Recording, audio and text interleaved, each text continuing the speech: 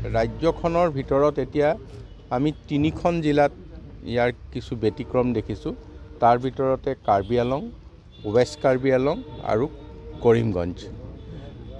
ইয়াৰ 3খন জিলাত আমি আকৌ বিশেষভাৱে এক অভিযানৰ আৰম্ভ কৰিছোঁ। সেই অভিযানৰ অংশস্বৰূপে আজি ইয়ালৈ মই আহিছোঁ। 37টা টিম আজি প্ৰথম দিনা আহিছে। আমি 100টা টিম টাৰ্গেট লৈছোঁ। 100টা ভেকচিনৰ টিম ওচৰৰ জিলাকেইখনৰ পৰা আহিব। নগাঁও, হোজাই, গোলাঘাট এনেকৈ যিখিনি আছে, আৰু তাতোকৈ দৰকাৰ হ'লে আমি গুৱাহাটীৰ পৰা আনিম। ইয়াত এতিয়ালৈকে আমি দেখাত 192খন গাঁও 100% হৈ গ'ল।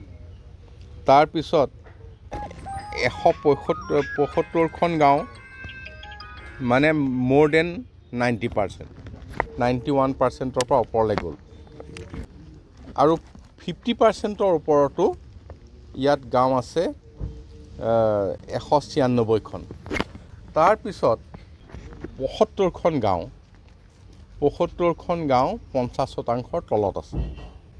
এতিয়া 75খন গাঁও যি 50%ৰ তলত আছে, ইয়াত আমি 75টা ডেডিকেটেড টিম ঠিক কৰিছোঁ, সেই গাঁৱত গৈ থাকিব।